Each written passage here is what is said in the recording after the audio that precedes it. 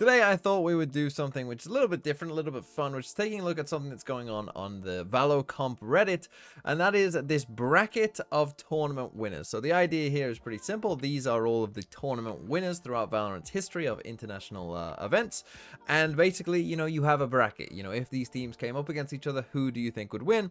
And the winners are decided by, whoever gets the most upvotes in the comments, essentially. The final, as you can see, is Loud versus Fnatic Tokyo here, who did play early in the bracket, and Loud won. So you would assume that Loud would win, but surprisingly enough, of course, because it's Reddit, Fnatic, at least now as I'm doing this, seem to be winning. So, yeah, that's interesting. But I thought we'd take a look at this bracket. I'm sure everyone will have their opinions on, who the best winner of a Valorant tournament ever was. There is one thing that we have to say straight up front, though, that is, of course, that as Valorant has gone on, the teams have significantly got better, right? Like, the teams from 2021 would stand literally no chance against any of the winners from 2024. Like, they just wouldn't. Mechanically, they might be, in a similar sort of space. But in terms of the team play, in terms of the kind of setups, the understanding of the game, of course, as the game has gone on from year to year, every time it gets better, right? So, of course, there is one way of doing this where you just say, well, EDG won the most recent tournament, so they're just the best, right? Because it's the most recent. I think that's obviously a very dull way of doing this. So instead, I kind of prefer how the community has done this, where it's kind of, like, assume that things are kind of, somewhat equalized here, and you bring that older team into the modern day, and catch them up essentially with what's going on in Valorant. Who then would win, right? Or who was more dominant at the time, right? So let's dive into some of these matchups then, and we could start here towards the top, which is Fnatic at Lock-In versus Gen G, and the community here had Gen G winning this, which I'm perfectly fine with. I think this is a pretty strong first game here, but I'm perfectly fine with Gen G taking that one. Then you've got Sen at Reykjavik versus Optic. The community went with Optic. Again, I think that that's probably okay and probably fine. Scroll down a bit, we've then got Gambit versus Tokyo Fnatic. I think that, again, Tokyo Fnatic taking this makes a lot of sense.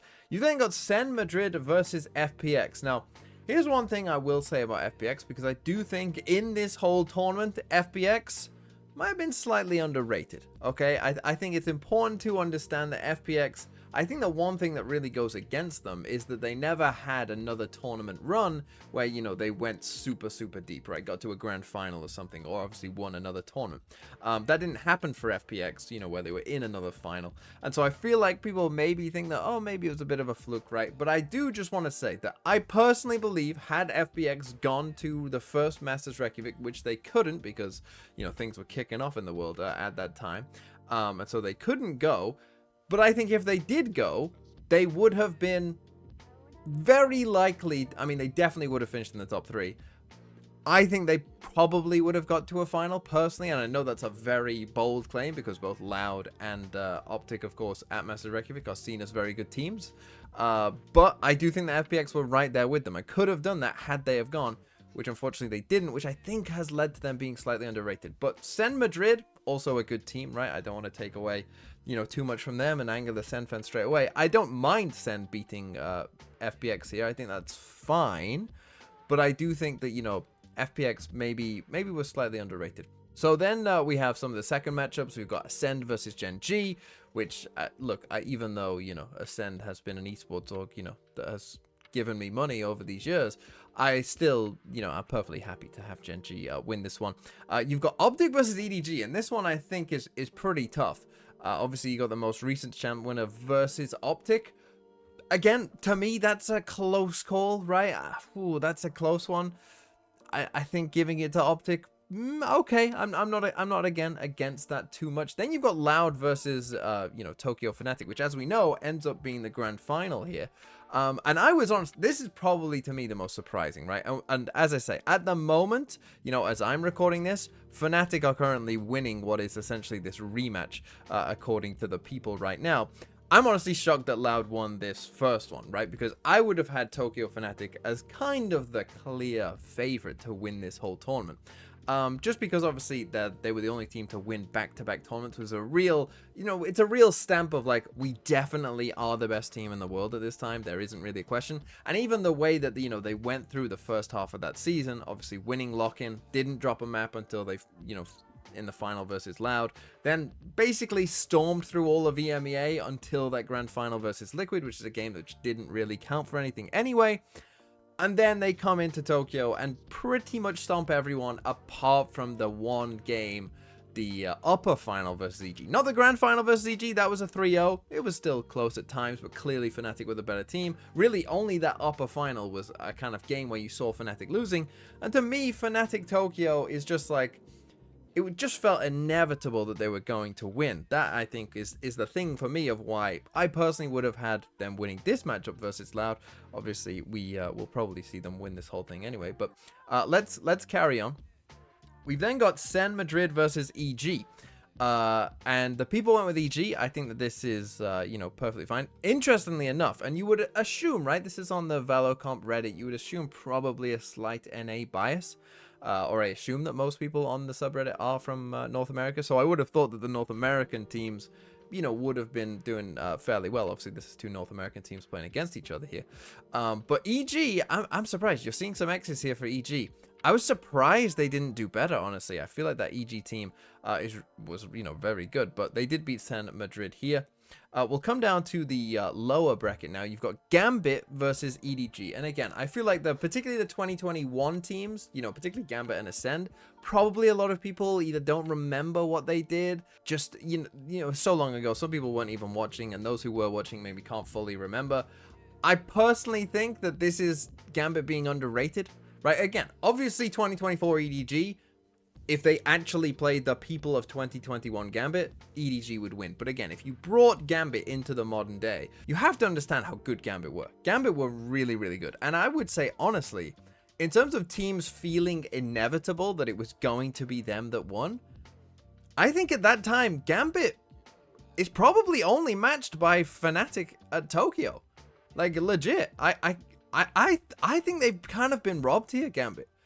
They were really, really good, and they felt inevitable to the point that they even lost a coin flip and had to play their permaban in the grand final versus Envy at the time. But, everyone's favorite Optic Gaming, right? They had to play them in the grand final, and they destroyed them playing Reyna and Brim on Haven.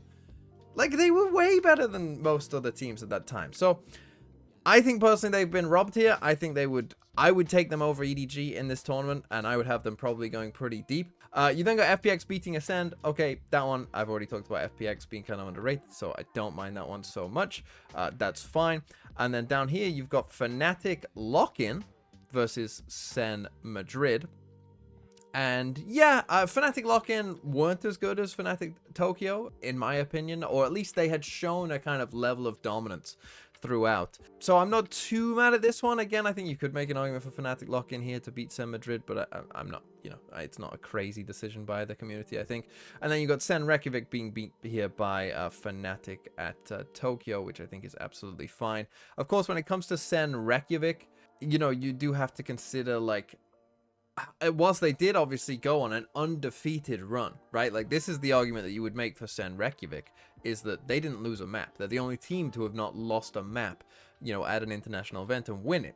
Of course, the format was kind of strange back then, and also the level of competition was, let's be real, is the weakest group, I think, and that's what you would argue against these 2021, maybe 2022 teams, is that, the teams that the other regions were sending kind of franchising, because you were definitely sending someone from Japan and definitely sending someone from here and here and here, rather than like having it combined into Pacific and Americas, could argue that some of those teams, weren't actually, the actual 12 best teams or whatever. So, that does go against them somewhat, that the field was maybe a bit weaker for their international tournaments, which I think is fair. Again, you've come up against what I consider to be the favorite for the tournament here, Sen Reykjavik, so unlucky. I have no problem with Tokyo Fnatic winning that one. Let's scroll back up, and this, to me, is where it gets interesting, right? You've got Gen G versus Optic.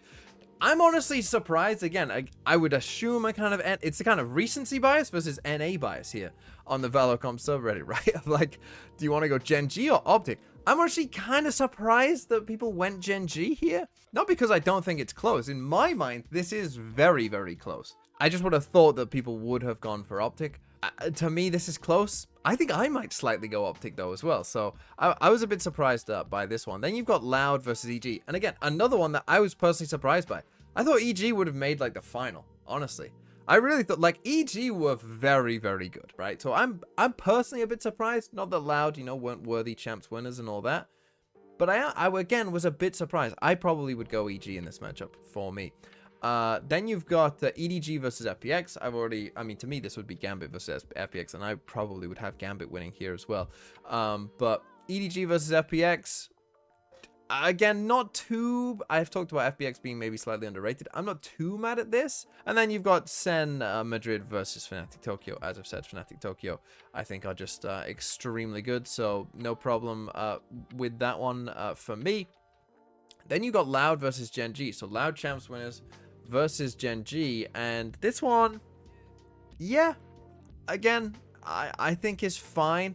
See, this is the thing. I think I would have gone EG here, and I think I would have had EG easy winning against Gen G personally. I really think that this is much harder for me in my head than if EG had come through here. I would have been like, yeah, EG win. So yeah, I mean, if we've got to this point, and maybe, you know, the Brazilian fans hopped on the Reddit at some point here, you know, sure, I guess. EDG versus Tokyo Fnatic. Yeah, Tokyo Fnatic obviously take that one down just there, no problem with that. And then obviously Loud made it to the upper final here, and then we had Tokyo Fnatic versus Gen G, and again, no problem with Tokyo Fnatic taking it, and it looks like Tokyo Fnatic will take the entire thing here as well. So overall, in my opinion, some teams got robbed. Understandably, perhaps underrated of some of the kind of earlier teams in this. I'm interested to see what you think in the comments down below, because I think this is an interesting thought exercise. I think Sen Reykjavik as well. I'm sure some people who were back there in the day might want to stick up for them because, you know, they didn't lose a map.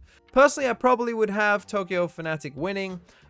Second, I would probably have EG, I think, honestly, EG champs. And then probably, yeah, I might even put Gambit third, honestly. Yeah, I'm going to put Gambit third. Those would be my picks. Let me know what you think in the comments down below.